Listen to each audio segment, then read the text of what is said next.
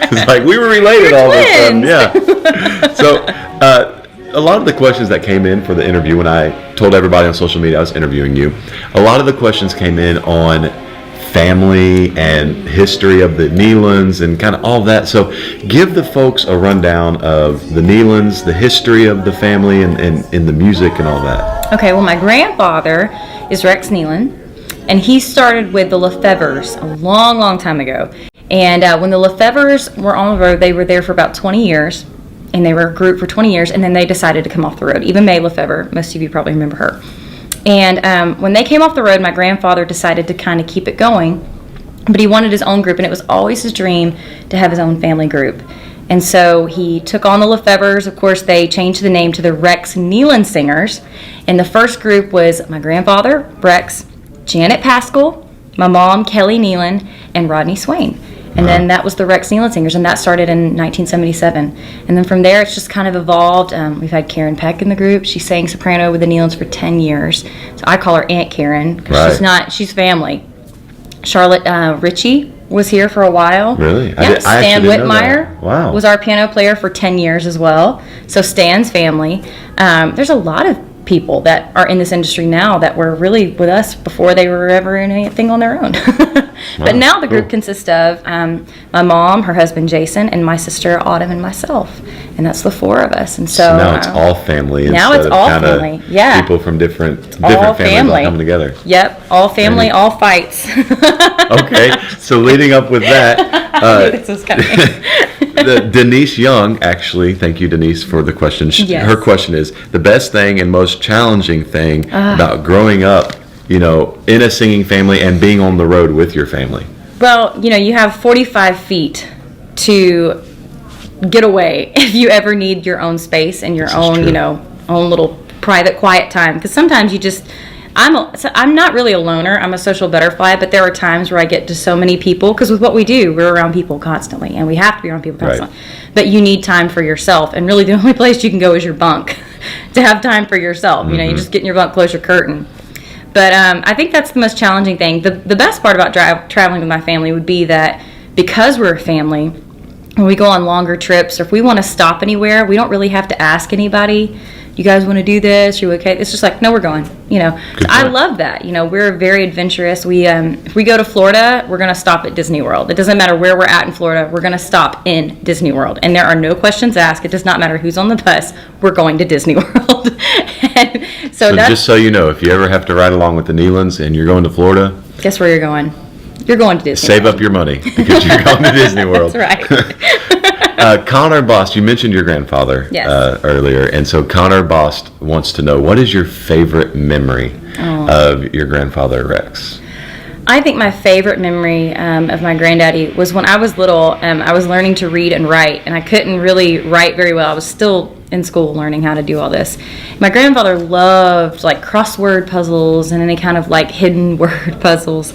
That was just his thing. He would get on the bus and he would get these little books that I guess he found in gas stations, and he would, have his little can of milk. He had this thing of condensed milk that he drank. I don't know why. He liked it. People drink that stuff. I don't.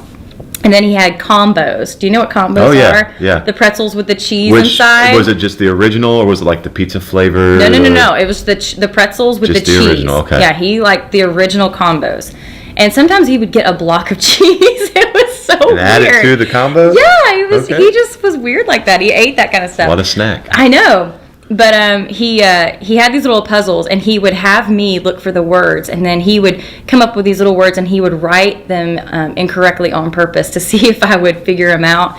And so he kind of taught me how to write and how to read. And even though I was in school, I really probably learned more from him, because he just every single night, that was our thing. We did it together, and he would teach me these little things. And then he would have me sing all these different songs. We'd get on the bus, and he would say, "Do you know this song?" And I'd say, "No, Granddaddy." And he'd teach it to me. And then the next day, he goes, "Do you remember our song?" "No, Granddaddy." "Okay, well, let's sing it again." And until I learned a hymn or whatever it was, he would keep rehearsing it with me until I had it in my memory, and I knew it for my own. So those are my favorite memories with him. I welcome you guys back on here. If you're new, consider subscribing, liking, and also share this video, as we are still mourning, commemorating, and also paying tributes to the gospel stars who actually perished, who passed away in a very devastating incident that happened just on Friday. Now we've seen, we've been seeing so many messages of sympathy, and of course prayers being sent in, to the families or the family of the Nelon Gospel group members. Actually, especially having lost actually 3 members. Gospel star Amber Nelon, actually one of the members of the Nelon band, shared heartbreaking fertility struggles weeks before she actually passed away with the husband in this devastating plane incident. The singer Amber Nelon Thompson actually came out on social media and revealed that she was struggling with fertility issues, and she opened up about her IVF journey, the story that was really very touching. It's when you happen to watch the video, like I've given it to you, I even made early on a certain story still on the same issue, man. It's really very touching because this is a person who was a huge believer. This is a person who was tasted by God. They tried with the family for so many years, so many times, trying to get a pregnancy. They got a miscarriage, then again conceiving became an issue, so it was really tough. Unfortunately, by the time she passed on, she had not actually conceived. So when you happen to analyze this whole incident, man, so far what we know, they said that the agencies responsible for plane safety and investigations, they are still carrying out their own investigations, and they have so far not come out with a report about what exactly led to this very devastating tragedy. But man, it's really very heartbreaking and very, very touching when you read the whole story that surrounded the passing on of 3 band members. They had shows actually that were scheduled, I think, in the coming months, but right about now we are not so sure, because man, a band losing 3 members is really huge. We'll continue sending prayers to the families, the fans, and everyone who knew the Nelons, who actually lost their lives in a very devastating plane incident.